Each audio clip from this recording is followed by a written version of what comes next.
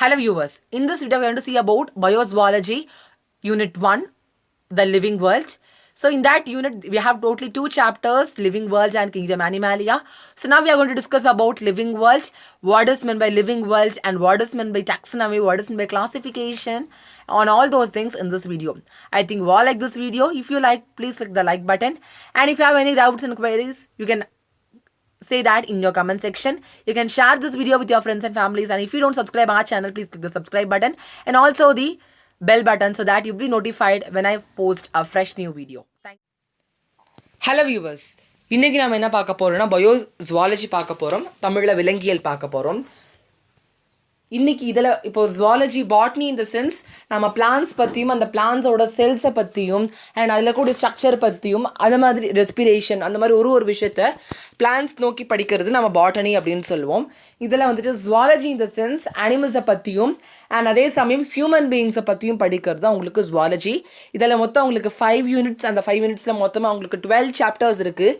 இப்போ நம்ம இதில் ஃபர்ஸ்ட் யூனிட்டில் the very first chapter we are going to see the living world, உயிர் உலகம். இதே பாட்டியில் நீங்கள் இதில் லிவிங் வேர்ல்டு பார்த்தீங்க அப்படின்னா அங்கே பிளான்ஸோட விஷயங்கள் பற்றி பேசியிருக்கும், அதோடைய ப்ராப்பர்ட்டிஸ் அண்ட் அதோடைய ஆட்ரிபியூட்ஸ், அங்கே ஆல்கே ஃபங்க இதை பற்றின பேசியிருக்கும். இங்கே வந்துட்டு அனிமல்ஸை பற்றின அனிமல்ஸும் ஹியூமன் பீயிங்ஸோட அந்த லிவிங் வேர்ல்டை பற்றி பேசுறது, அந்த உயிர் உலகத்தை பற்றி பேசுறது தான் ஜுவாலஜியில். So let's see. ஃபர்ஸ்ட் கற்ற நோக்கங்கள் லேர்னிங் அப்ஜெக்டிவ்ஸ் கொடுத்துட்டு they are starting the lesson. Now we can move. All living forms coexist with each other. So உலகத்தில் இருக்கக்கூடிய எல்லா உயிரினங்களுமே கூட்டாக சேர்ந்தால் வாழ்கின்றன. எல்லாமே எப்படி இருக்கும்? Coexist. ஒன்று இல்லாமல் இன்னொன்று அப்படி எதுவும் கிடையாது. எல்லாமே வந்துட்டு all will coexist together. எல்லாமே ஒரு கூட்டாக தான் வாழும். மொத்தமாக நம்மளுடைய உலகத்தில் 8.7 மில்லியன் ஸ்பீஷியஸ் வந்துட்டு இருக்கிறதா கண்டுபிடிச்சிருக்காங்க. அண்ட் அதில் இன்னொரு முக்கியமான ஒரு விஷயம்னா, இப்போ லேண்டில் மொத்தம் 100% ஆஃப் ஸ்பீஷியஸ் இருக்குன்னா அதில் 86% ஆஃப் ஸ்பீஷியஸ் அவங்க கண்டுபிடிக்கலை. சீஸில் மொத்தம் 100% ஆஃப் ஸ்பீஷியஸ் இருக்குது அப்படின்னா அதில் 91% ஆஃப் ஸ்பீஷியஸ் அவங்க கண்டுபிடிக்கல. ஸோ இது ரொம்ப ரொம்ப முக்கியமான விஷயம். அதாவது தே ஃபவுண்ட் ஒன்லி 14% அண்ட் சீஸில் மொத்தம் 9% மட்டும்தான் அவங்க கண்டுபிடிச்சிருக்காங்க. இன்னும் அவங்க எவ்வளோ 86% ஆன் லேண்ட் கண்டுபிடிக்கணும், 91% சீஸ் கண்டுபிடிக்கணும். அவங்க டிஸ்கவர் பண்ணணும், அதாவது கண்டுபிடிச்சி டிஸ்கிரைப், அதை விளக்கி கேட்டலாக், அதை ஒரு பட்டியல் மாதிரி அவங்க என்ன பண்ணணும், இடணும். ஸோ மனிதர்களை வந்துட்டு ரொம்ப டாப் மோஸ்ட் பொசிஷனில் வச்சு இருந்தாலும் அவங்க எதை டிபெண்ட் பண்ணி இருக்கணும்னா பிளான்ஸ் அண்ட் அனிமல்ஸ் அவங்க டிபெண்ட் பண்ணி தான் இருக்கணும். எதுக்கு?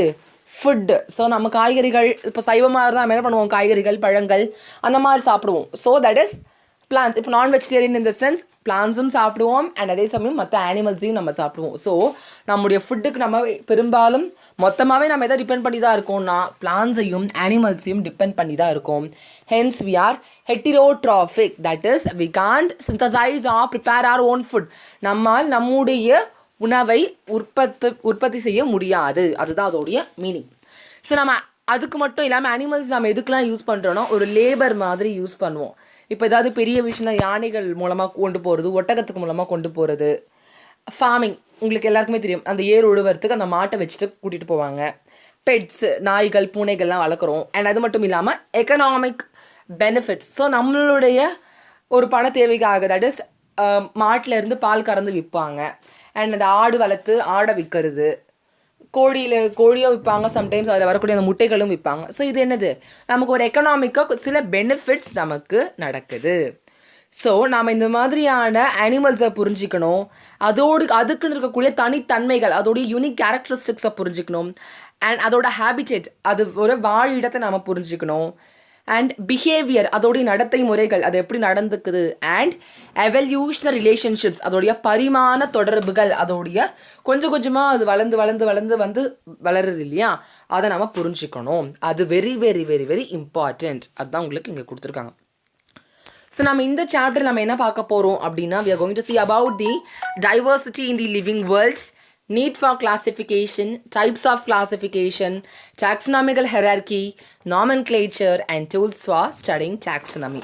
அதாவது diversity in the living world, அதாவது நம்மளுடைய உயிரினங்களுடைய என்னது பல்லுயிர் தன்மை, நிறைய கேரக்டரிஸ்டிக்ஸ் இருக்குது. நீட் ஃபார் கிளாசிஃபிகேஷன், நாம் எதுக்கு வகைப்படுத்தணும், இது வந்துட்டு ஆம்ஃபிபியன், இது ரெப்டைல்ஸ், இது மேமல்ஸ் அப்படின்னு நம்ம ஏன் பிரிக்கணும். டைப்ஸ் ஆஃப் கிளாசிஃபிகேஷன் அப்படி நம்ம பிரிக்கும்போது அதோடைய வகைகள் என்ன. டாக்ஸனாமிக்கல் ஹைரார்கி, வகைப்பாட்டியலின் படிநிலைகள், அதோடைய ஸ்டெப்ஸ். நாமன்க்ளேச்சர், நீங்கள் லாஸ்ட் இயர் கெமிஸ்ட்ரியில் படிச்சிருப்பீங்க. பெயரிடும் முறை, ஏதோ ஒன்றுத்துக்கு பெயரிடுறீங்கன்னா அது ஏன் பெயரிடுறீங்க, எப்படி பெயரிடுறீங்க, இந்த மாதிரி எல்லாத்த பற்றியும் நம்ம என்ன பண்ண போகிறோம். And tools for studying taxonomy. So இந்த டாக்ஸனமியை படிக்கிறதுக்கு உதவக்கூடிய சாதனங்கள், அதாவது நம்ம டாக்ஸனமி இந்த சென்ஸ் நம்ம வகைப்படுத்துகிறோம், பிளான்ஸ் அனிமல்ஸை வகைப்படுத்துகிறோம். அது எப்படி வகைப்படுத்துகிறோம், அது வகைப்படுத்த நம்ம இதெல்லாம் நமக்கு ஹெல்ப்ஃபுல்லாக இருக்குன்றதை நம்ம இந்த வீடியோவில் பார்க்க போகிறோம். உயிரின உலகின் பல்வகைத்தன்மை. ஸோ நம்ம 1.1 கம்ப்ளீட் பண்ண ட்ரை பண்ணலாம் இந்த வீடியோவில். ஸோ பல்வேறு வகைப்பட்ட உயிரினங்கள் வாழ்வதற்காக so earth has a numerous habitats with a wide range of living organisms inhabiting them. அதாவது இந்த உலகத்தில் வந்துட்டு நிறைய வாழறதுக்கு எவ்வளோ இடம் இருக்குது, அங்கே நிறைய living organisms inhabiting in the sense அங்கே வாழ்ந்துக்கிட்டு இருக்கிறாங்க. Plants and animals are present almost all the places. அதாவது விலங்குகளும் சரி, விலங்குகளும் சரி, செடிகளும் சரி, ஆல்மோஸ்ட் எல்லா இடத்துலையும் இருக்காங்க. போலார் ஐஸ் கேப்ஸ், அதாவது துருவ பகுதியில் உள்ள பனிப்பாறைகள், உங்கள் சவுத் சைடில் இருக்கக்கூடிய அந்த பனிப்பாறை தொடங்கி வால்கானிக் ஹாட் ஸ்ப்ரிங்ஸ், வெப்பநீர் ஊற்றுகள் வரைக்கும் என்னது இருக்குது. From shallow lagoons to the deepest oceans. Shallow lagoons அப்படின்னா இந்த குட்டைகள்னு சொல்லுவாங்க. தண்ணி லைட்டாக அதாச்சும் சும்மா ரோட்லலாம் இந்த மாதிரி இடத்துல சம் அமௌண்ட் ஆஃப் வாட்டர் இருக்கும் இல்லையா, அங்கே தொடங்கி டீப்பஸ்ட் ஓஷன் அது வரைக்கும் என்ன ஆகும், அந்த லிவிங் ஆர்கானிசம்ஸ் வாழுது. From tropical rain forest to the deepest oceans, from tropical rain forest to the dry and parch desert. எந்த இடத்துல மழை அதிகமாக இருக்கும் அங்கேயும் இருக்கும், எந்த இடத்துல சுத்தமாக மழையே இல்லையோ அங்கேயும் இருக்கும். There are a variety of species that have been adapted successfully to live in diverse ecosystems. அதாவது இந்த மாதிரியான பல்வேறுபட்ட சூழ்நிலைக்கு ஏற்ற மாதிரி வெற்றிகரமாக தன்னுடைய வாழ்க்கைகளை என்ன பண்ணுறது, இந்த பிளான்ஸ் அண்ட் அனிமல்ஸ் வாழுது. சிம்பிளாக சொல்லணும் அப்படின்னா இந்த பிளான்ஸ் அண்ட் அனிமல்ஸ் வந்துட்டு போலார், அதாவது ரொம்ப குளிர் பிரதேசத்தில் இருந்து நல்ல சூடாக இருக்குது அந்த ஹாட் ஆன இடத்துலையும் இருக்குது. அண்ட் குளம் குட்டையில் தொடங்கி நல்ல ஓஷன்ஸுக்கு கூட இருக்குது.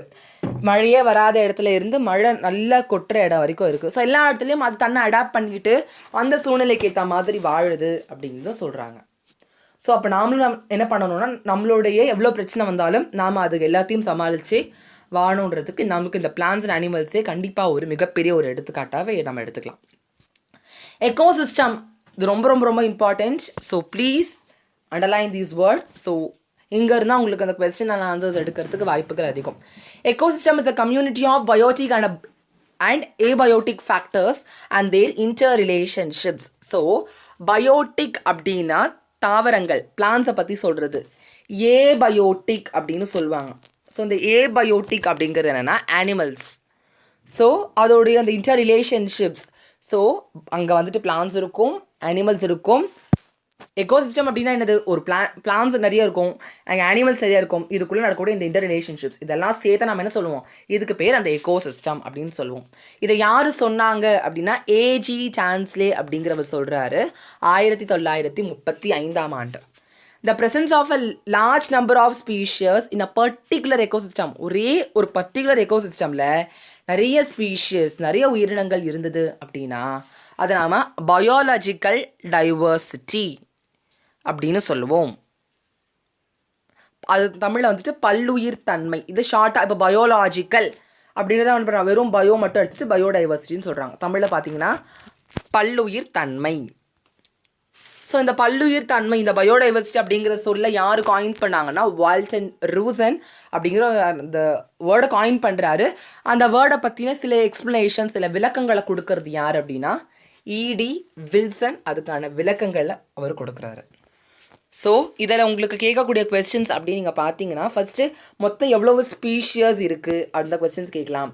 இன்னும் எவ்வளோ ஸ்பீஷியஸ் லேண்டில் கண்டுபிடிக்கல, சீல கண்டுபிடிக்கல, இந்த மாதிரி கேள்விகள் கேட்கலாம்.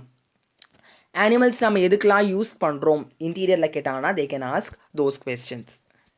அண்ட் அதுக்கப்புறம் எக்கோசிஸ்டம் அப்படின்னா என்ன, பயோடைவர்சிட்டி ஆர் பயாலஜிக்கல் டைவர்சிட்டினா என்ன, இதை டிஃபைன் பண்ணவர் ஏஜி டான்ஸ்லி, இதை டிஃபைன் பண்ணவர் வால்டன் ட்ரூசன், இதை இன்ட்ரடியூஸ் பண்ணவர் ஒருத்தர், டிஃபைன் பண்ணது ஒருத்தர். ஸோ பயோடைவர்சிட்டியை இன்ட்ரடியூஸ் பண்ணாங்கன்னா அது வேற ஆள், டிஃபைன் பண்ணாங்கன்னா வேற ஆள். You should not get confused with those both terms.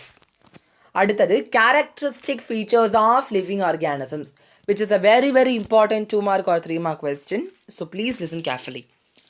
So living organisms அப்படிங்கிறது அதுக்குன்னு சில கேரக்டர்ஸ் இருக்கும். இப்போது நான் லிவிங் ஆர்கானிசம்ஸ், லிவிங் ஆர்கானிசம் எடுத்துக்கோங்க. இப்போ லிவிங் ஆர்கானிசம்னா என்னது, அதால் நடக்க முடியும், தட் இஸ் லிவிங் ஆர்கானிசம். இதே நான் லிவிங் ஆர்கானிசமால் அதால் நடக்க முடியாது, லோக்கோமோஷன் இஸ் நாட். அண்ட் அதே மாதிரி இப்போது ரெஸ்பிரேஷன் அப்படிங்கிறது இதுக்கு வேறு மாதிரி இருக்கும், அதுக்கு வேறு மாதிரி இருக்கும். அது ரெஸ்ட்டில் மட்டும்தான் இருக்கும், பட் இது எப்படி இருக்கும், மூவ் பண்ணுறவும் முடியும். ஸோ இந்த லிவிங் ஆர்கானிசம்ஸ் நான் லிவிங் ஆர்கானிசமில் இந்த நான் லிவிங் ஆர்கானிசத்துக்கு இல்லாத சில பர்டிகுலர் கேரக்டர் இதுக்கு இருக்குது. அது என்னென்ன அப்படின்னா செல்லுலார் ஆர்கனைசேஷன் ரொம்ப ரொம்ப இம்பார்ட்டன்ட். அதாவது அந்த செல்ஸில் நடக்கக்கூடிய அந்த செல்ஸ், இப்போ செல்ஸ்லாம் ஃபார்ம் ஆகி டிஷ்யூ ஆகுது, அந்த டிஷ்யூஸ் என்ன ஆகுது, ஒரு இதுவாக படிநிலையாக நடக்கும். ஃபஸ்ட்டு செல்ஸாக இருக்கும், அந்த செல்ஸ் டிஷ்யூஸாக மாறும், அண்ட் அந்த குரூப் ஆஃப் டிஷ்யூஸ் மாறும். அந்த மாதிரி என்ன ஒன்று ஒன்றா மாறுது இல்லையா, தட் இஸ் செல்லுலார் ஆர்கனைசேஷன். நியூட்ரிஷன்னா ஊட்டச்சத்து, அதுக்கு தேவையான ஊட்டச்சத்து சொல்லலாம், உணவு ஊட்டம் அப்படின்னு. அடுத்தது ரெஸ்பிரேஷன், சுவாசிக்கிறது, அது வந்துட்டு லிவிங் ஆர்கானிசம்க்கு இருக்கக்கூடிய ஸ்பெஷாலிட்டி. மெட்டபாலிசம், வளர்சிதை மாற்றம். இந்த மெட்டபாலிசம் அப்படிங்கிறது என்னங்கிறத உங்களுக்கு பாட்டனியில் ரொம்ப தெளிவாக கொடுத்துருக்காங்க. அதாவது பாட்னியோட second part of the video நீங்கள் பார்த்தீங்கன்னா மெட்டபாலிசம்ங்கிறது ஒரு பெரிய பேராகிராஃபாக கொடுத்து, அண்ட் அதுக்கே உங்களுக்கு அனபாலிசம்னா என்ன, கேட்டபாலிசம்னா ரொம்ப தெளிவாக இருக்குது. ஸோ நீங்கள் என்ன பண்ணலான்னா அங்கே செக் பண்ணி பார்க்கலாம், அங்கே அதுக்கான வீடியோஸ் உங்களுக்கு இருக்கும். மெட்டபாலிசம் சிம்பிளாக என்ன சொல்லணும்னா கெமிக்கல் ரியாக்ஷன்ஸ், நம்மளுடைய உடலில் நடக்கக்கூடிய எல்லா கெமிக்கல் ரியாக்ஷன்ஸ் சேர்த்து தான் மெட்டபாலிசம். அது உங்களுக்கு அனபாலிசம் கேட்டபாலிசம்னு பிரியுது. இதை பற்றி நீங்கள் இன்னும் டீட்டெயில் தெரிஞ்சுக்கணுன்னா பயோபாட்னியில் பிளேலிஸ்ட்டில் பார்த்தீங்கன்னா செகண்ட் பார்ட் அது அப்லோட் ஆயிருந்ததுன்னா அங்கே செக் பண்ணி நீங்கள் பார்த்துக்கலாம். அடுத்தது க்ரோத். எந்த ஒரு லிவிங் ஆர்கானிசமுக்குமே என்ன ஆகும், கண்டிப்பாக க்ரோத் இருக்கும். நான் லிவிங் ஆர்கானிசமுக்கு அந்த வளர்ச்சி தடைப்படும், இருக்கவே இருக்காது.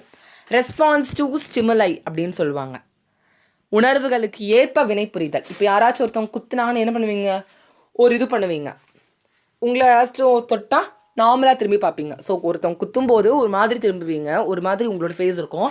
இது நார்மலாக தொடும்போது வேறு மாதிரி ஃபேஸ் இருக்கும். ஸோ அந்த உணர்வுகளுக்கு ஏற்ற மாதிரி நீங்கள் என்ன பண்ணுறீங்க, உங்களோட ஆக்ஷன்ஸ் இருக்குது, தட் இஸ் ரெஸ்பான்ஸ் டு ஸ்டிமுலை. அடுத்தது மூமெண்ட், நான் ஃபஸ்ட்டே சொல்லிட்டேன் உங்களுக்கு. ரீப்ரொடக்ஷன், இந்த இனப்பெருக்கம், அது வந்து கண்டிப்பாக லிவிங் ஆர்கானிசம்ஸ்க்கு மட்டும்தான் இருக்கும். எக்ஸ்க்ரீஷன், ஸோ நம்ம நிறைய உட்கொள்ளும் போது இது என்ன ஆகும்னா எக்ஸ்க்ரீஷனும் நடக்கும். தமிழை சொல்லணும் அப்படின்னா கழிவு நீக்கம், அதோடைய வேஸ்ட். அடாப்டேஷன், தகவமைதல், அதாவது தன்னை அதுக்கேற்ற மாதிரி மாற்றிக்கிறது. இப்போது நம்ம நார்மலாக நம்ம தமிழ்நாட்டில் ஒரு நல்ல ஒரு இடத்துல இருந்தால் நம்ம எப்படி இருப்போம், நார்மல் டெம்பரேச்சரில் இருப்போம். இதே ஒரு ஊட்டி கொடைக்கானல் படும்போது அந்த இடத்துக்கு ஏற்ற மாதிரி ஸ்வெட்டர்ஸ் போட்டு நம்மளை அதுக்கு ஏற்ற மாதிரி அடாப்ட் பண்ணிக்கிறோம். We are changing to it. And ஹோமியோஸ்டேசிஸ்னால் சமநிலை பேணுதல், அதாவது எந்த இடத்துக்கு போனாலும் நான் நானாக தான் இருப்பேன். So adaptation is somewhat different than homeostasis. இந்த ஹோமியோஸ்டேசிஸும் உங்களுக்கு பயாலஜியில் வருது. நீங்கள் என்ன பண்ணலான்னா பயாலஜியில் செக் பண்ணி, நீங்கள் பயோபாட்னியில் உங்களுக்கு அது வருது. ஸோ நீங்கள் அந்த வீடியோஸ்லாம் நீங்கள் செக் பண்ணி பார்த்தீங்கன்னா you can get some idea. So ஹோமியோஸ்டேசிஸ்னால் நம்ம ஷார்ட்டாக என்ன சொன்னோம்னா, இப்போ அடாப்டேஷனாக அந்த இடத்துக்கு ஏற்ற மாதிரி நான் சேஞ்ச் பண்ணிக்கிறது. பட் ஹோமியோஸ்டேசிஸ்னால் எந்த இடத்துக்கு போனாலும் நானாக ஸ்டெடியாக இருக்கிறது தான் homeostasis. Numerous scientists and taxonomists have made tremendous contribution and documentation in the observation and study of even minute characters in living organisms. நிறைய சயின்டிஸ்ட், எண்ணற்ற டாக்ஸனாமிஸ்ட் என்ன பண்ணுறாங்க, தமிழை சொல்லணும் அப்படின்னா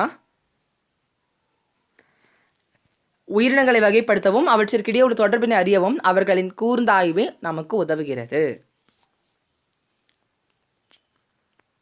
அறிவியலாளர்கள், வகைப்பாட்டியலாளர்கள். ஸோ சயின்டிஸ்ட்னால் நமக்கு தெரியும் அறிவியலாளர்கள். இங்கே டாக்ஸனாமிஸ்ட்னால் யாருன்னா வகைப்படுத்துகிற அந்த சயின்டிஸ்ட் நம்ம சொல்லுவோம். ஸோ அவங்க வந்து நிறைய ட்ரெமெண்டஸ் கான்ட்ரிபியூஷன் பண்ணாங்க, நிறைய டாக்குமெண்ட்ஸ்லாம் க்ரியேட் பண்ணாங்க. ஒரு அனிமல்ஸில் இருக்கக்கூடிய சின்ன சின்ன விஷயத்த கூட அவங்க என்ன பண்ணுறாங்க, ரொம்ப மைன்யூட்டாக இருக்கக்கூடிய விஷயத்த கூட அவங்க நோட் பண்ணி எடுத்து வச்சுக்கிட்டாங்க. ஸோ அவங்களோட அந்த ரொம்ப ஆர்வமாக ரொம்ப நுணுக்கமாக இருக்கிற அப்சர்வேஷன் தான் என்ன ஆச்சுன்னா நம்மளோட இந்த லிவிங் ஆர்கானிஸை கிளாஸிஃபை பண்ணுறதுக்கும் ஹெல்ப்ஃபுல்லாக இருந்தது. அண்ட் அதில் இருக்கக்கூடிய அந்த இன்டர் ரிலேஷன்ஷிப்ஸை பற்றி படிக்கிறதுக்கும் நமக்கு யூஸ்ஃபுல்லாக இருக்குது. ஸோ திஸ் வாட் இந்த லிவிங் ஆர்கானிசம் கூட கேரக்டர்ஸ். ஸோ இதில் உங்களுக்கு கண்டிப்பாக வாடாத கேரக்டர்ஸ்னு கேட்டால் நீங்கள் அந்த கீ கேரக்டர்ஸ் கண்டிப்பாக நீங்கள் படித்து வச்சுக்கிற மாதிரி இருக்கும். ஸோ அது என்னன்றதை நீங்கள் என்ன பண்ணணும், அந்த கீ கேரக்டர்ஸை நீங்கள் நல்லா வச்சுக்கணும். ஸோ இதான் ரொம்ப மோஸ்ட்டாக தே கேன் ஆஸ்க், ரொம்ப ப்ரியாரிட்டியாக கேட்டாங்கன்னா இந்த மாதிரி இடத்துலேருந்து கேட்கலாம். Next we are moving to need for classification. நம்ம எதுக்கு வகைப்படுத்தணும்? ஏதோ ஒரு வேலை பண்ணுறோன்னா அந்த வேலையால் ஏதாச்சும் ஒரு இது கிடைக்கணும். ஸோ இந்த வேலை பண்ணுறதுனால நமக்கு என்ன ஆகுது, that's we are want to see. we come across many places with things are so நம்ம நிறைய பிளேசஸ் தாண்டி கடந்து வந்துகிட்டே இருக்கோம். அங்கே வந்துட்டு திங்ஸ்லாம் வேறு மாதிரி என்ன பண்ணியிருப்பாங்க, அவங்க அடுக்கி வச்சிருக்கு நம்ம பார்த்துருப்போம். ஃபார் எக்ஸாம்பிள் ஒரு பல்பொருள் அங்காடி, சூப்பர் மார்க்கெட்ஸ் போனால் என்ன ஆகும், ஒரு ஷெல்ஃபில் கிராசரிஸ் மளிகை சாமான், காஸ்மெட்டிக்ஸ் அழகு சாதன பொருட்கள், டாய்ஸ் பொம்மைகள், ஸ்டேஷ்னரிஸ்னால் என்னது எழுது பொருட்கள், ஸ்நாக்ஸ் தின்பண்டங்கள் அண்ட் டென்சில்ஸ்னால் இங்கே யூட்டன்சில்ஸ்னு கொடுத்துருப்பாங்க. That is not utensils, you should not produce அந்த யூவை நீங்கள் சைலண்டில் வச்சு படிக்கணும். தட் இஸ் டென்சில்ஸ், பாத்திரங்கள் தமிழில் சொன்னால். அவங்க என்ன பண்ணிப்பாங்க, ஒரு வரிசையாக அரேஞ்ச் பண்ணியிருப்பாங்க. ஸோ அப்படி அரேஞ்ச் பண்ணால் நமக்கு மளிகை தேவைன்னா அந்த செக்ஷனில் போயிட்டு அது சாமான் எடுத்துக்கலாம், காஸ்மெட்டிக்ஸ் தேவைன்னா அந்த இடத்துல போய் எடுத்துக்கலாம். இவங்க இப்படி அரேஞ்ச் பண்ணாமல் ஏதோ கழிச்சு போட்டு எப்படி வச்சுருந்தா என்ன பண்ணுவாங்க, கஸ்டமர்ஸும் சரி அண்ட் அதை வியாபாரம் பண்ணுறவங்களும் சரி ரொம்பவே கஷ்டப்பட்டு ஒரு பொருளை கண்டுபிடிக்கிறதுக்கு ரொம்ப நேரம் ஆகும். இந்த சேம் வே இப்போ லைப்ரரிஸ் போனால் அவங்க என்ன பண்ணுவாங்கன்னா சம் அமௌண்ட் இப்போ ஒரு ஆல்ஃபபெட்டிக்கலாக அவங்க அரேஞ்ச் பண்ணுவாங்க. ஏபிசி அந்த புக்கோட நேம் வச்சு ஏல ஸ்டார்ட் ஆகிற புக்ஸ்லாம் இங்கே இருக்குது அப்படின்னா நம்ம என்ன பண்ணுவோம், இப்போ நம்ம இந்த புக் படிக்கணுமா, இப்போ அக்பர் அண்ட் பீர்பால் ஸ்டோரிஸா, அப்போ அந்த ஏல போயிட்டு நம்ம என்ன பண்ணுவோம், தேடுவோம். அந்த ஒரே ரேக்கில் தேடுறதுனால மற்ற 25 ரேக்கில் நம்ம தேட வேண்டிய அவசியம் கிடையாது. இதே அப்படி இல்லாமல் இப்போ ஜென்ரஸ்னால் இப்போ அது எழுதப்பட்ட காலம் நமக்கு தெரிஞ்சதுன்னா அந்த கால வாரியாக அடுக்கிருந்தாங்கன்னா இப்போ அந்த புக் 1980னா நம்ம அந்த ஷெல்ஃபில் போய் கரெக்டாக போய் தேடலாம். அதை விட்டுட்டு எல்லாத்தையும் ஒன்றா மிங்கிள் பண்ணால் நம்ம என்ன பண்ணுவோம், ஒரு புக்காக தேடி பார்க்கணும். That is a waste of time.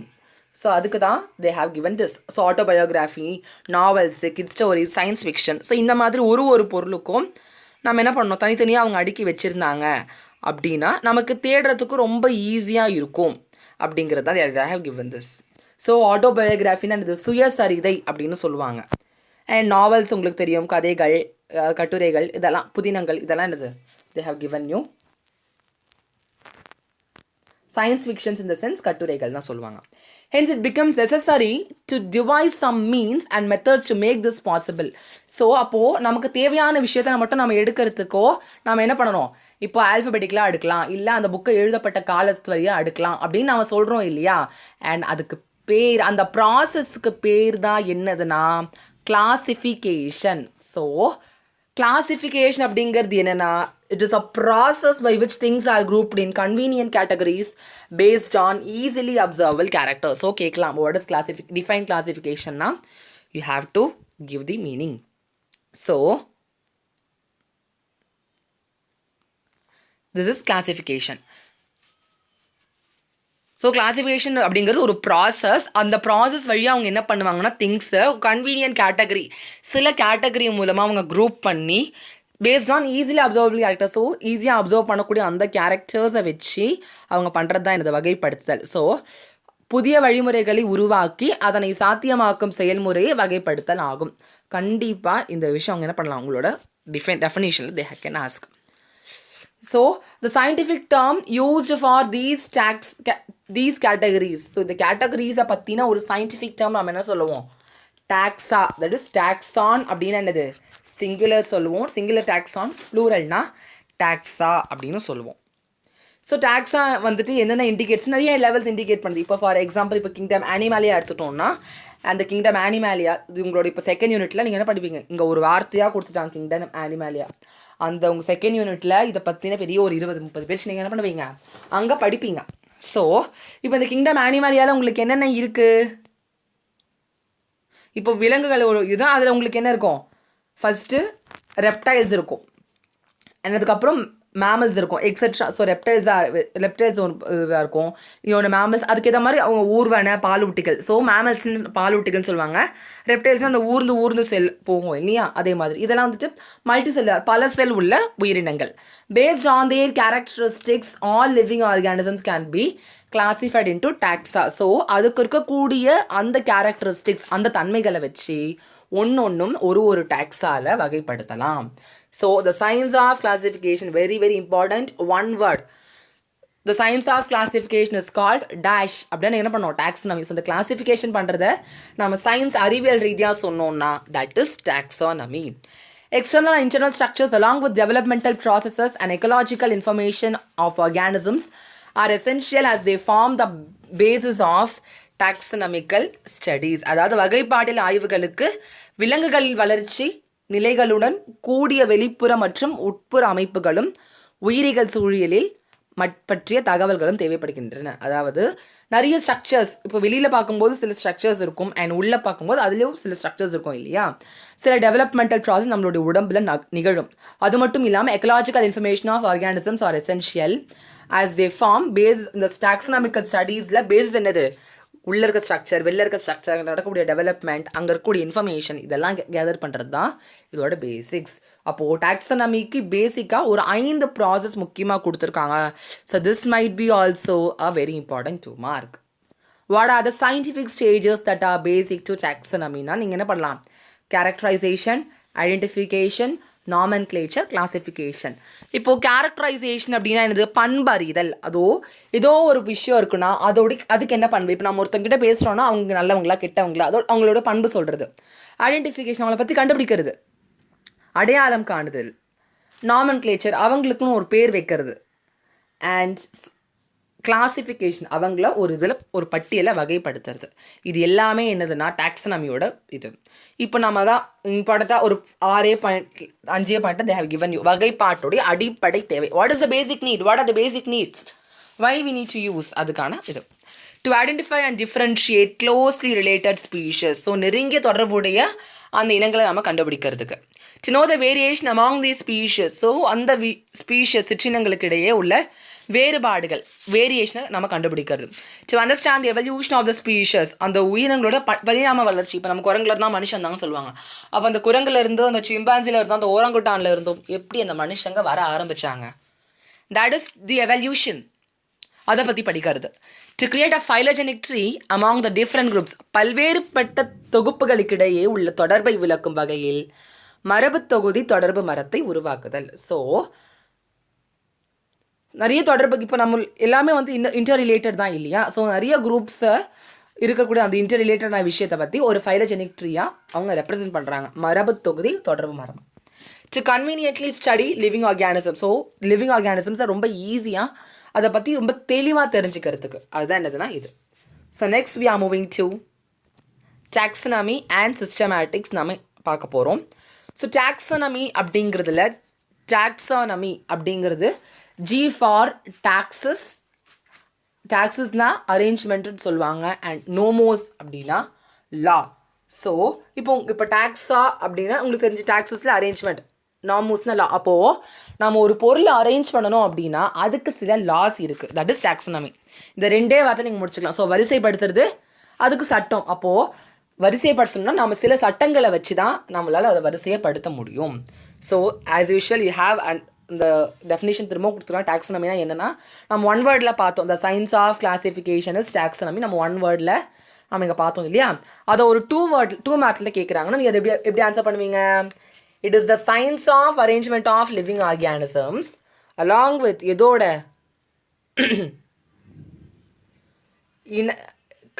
Classification. First அதை வகைப்படுத்தணும், உயிரினங்களை முறையாக வரிசைப்படுத்தணும், இனங்களை கண்டறிஞ்சு ஃபஸ்ட்டு அதை கண்டுபிடிச்சி ஐடென்டிஃபை பண்ணி அப்புறம் அதுக்கு டிஸ்கிரிப்ஷன்னா அதுக்கு ஒரு பேரிடணும், பெயரிட்டு அதை ஐடென்டிஃபை பண்ணி அண்ட் நேமிங் ஆஃப் ஆர்கானிசம்ஸ் ஒன்றொன்றுத்துக்கும் பெயரிடணும். Which includes all flora and fauna. So flora fauna நிறைய பேர் தெரிஞ்சிருக்காது, சில பேருக்கு தெரிஞ்சிருக்கோம். இங்கே ஃப்ளோரா ஃபானா, இங்கே ஃப்ளோரா இந்த சென்ஸ் அனிமல்ஸ், நம்ம ஃப்ளோரா இந்த சென்ஸ் பிளான்ஸ் அண்ட் ஃபானா அப்படிங்கிறது என்ன அப்படின்னா அனிமல்ஸ், தாவரங்கள், விலங்குகள். ஸோ ஃப்ளோரானா என்னது, பிளான்ஸ் இருக்கும், இங்கே ஃபானெல்லாம் உங்களுக்கு அனிமல் இருக்கும். த வேர்ட் டாக்ஸானமி அப்படிங்கிறது யார் காயின் பண்ணாங்க? Very important one word. Augustin Pyramus de Candolle அப்படிங்கிறவர் தான் அதை கண்டுபிடிச்சு. ஹீ காயின்ட், அவர் தான் அந்த பேர் வச்சார். Taxonomy is a theoretical study of classification with well-defined principles, rules and procedures.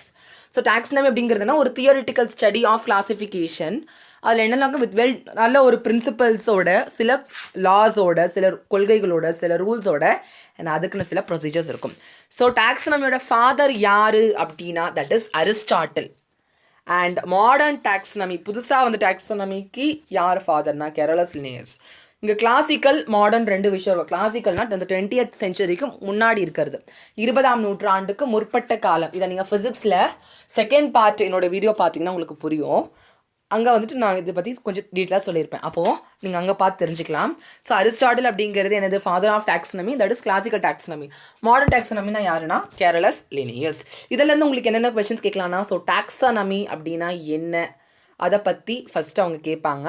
And அதுக்கப்புறம் அதில் வரக்கூடிய அந்த நேமை காயின் பண்ணது யார்? Augustin de Pyramus de candle.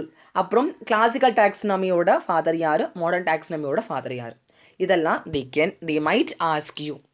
அடுத்தது சிஸ்டமேட்டிக்ஸ், இனத்தொடர்பு தொகுப்பமைவியல் அப்படின்னு கொடுத்துருக்காங்க. ஸோ என்னன்னு பார்க்கலாம். The objectives of taxonomy and systematics are very similar. So டாக்ஸானமியும் சிஸ்டமேட்டிக்ஸ் அது ரெண்டுத்தோட அப்ஜெக்டிவ்ஸ் என்ன, ரூல்ஸ்லாம் என்னது? சிமிலர் தான். ஸோ வகைப்பாட்டியல் அதுனா டாக்ஸானமி, இனத்தொடர்பு தொகுப்பு அமைவியல்னா தட் இஸ் சிஸ்டமேட்டிக்ஸ். ஸோ இங்கே சிஸ்டம் அப்படிங்கிறதுனா என்னது? முறை. சீக்வன்ஸ்னால் வரிசைப்படுத்துறது, அப்போ ஒரு முறையாக வரிசைப்படுத்தணும். ஸோ டாக்ஸானமி அப்படிங்கிறது என்னது? வெறும் வகைப்படுத்துறது. சிஸ்டமேட்டிக்ஸ்னால் அது ஒரு சிஸ்டமாக வகைப்படுத்துறது. That is the it meaning. அதாவது their goal is to classify organism with stipulated rules. So நல்லா புரிஞ்சுக்கோங்க, டாக்ஸானமி அப்படிங்கிறது நிறைய ஆர்கானிசத்தை அதோடைய சில கேரக்டரிஸ்டிக்ஸ், சில பண்புகளை வச்சு வகைப்படுத்துறது டாக்ஸானமி. சிஸ்டமேட்டிக்ஸ்னால் இங்கேயும் நம்ம வகைப்படுத்த தான் போகிறோம், with specific rules and regulations. சில ரூல்ஸை வச்சு, சில சட்டங்களை விதித்து வகைப்படுத்துறது சிஸ்டம். ஒரு சிஸ்டமாக நம்ம பண்ணுறது, அதாவது வரையறுக்கப்பட்ட விதிகளின் அடிப்படையில் உயிரினங்களை வகைப்படுத்துவதாகும். ஸோ அவங்க போட்டு அந்த கிழிச்ச கோட்டில் நம்ம என்ன பண்ணோம்? நம்ம ட்ரை பண்ணோம். த மெயின் க்ரைட்டீரியா, இதோடைய மெயின் க்ரைட்டீரியா என்னது அப்படின்னா ஐடென்டிஃபைங். ஃபஸ்ட்டு அடையாளம் காணணும், அப்புறம் டிஸ்கிரைப் பண்ணணும், அதை பற்றி விளக்கணும். ஏன்னா அதுக்கப்புறம் நேமிங், அதை பெயரிடணும், அப்புறம் அரேஞ்ச் பண்ணணும், அதை வரிசைப்படுத்தணும்.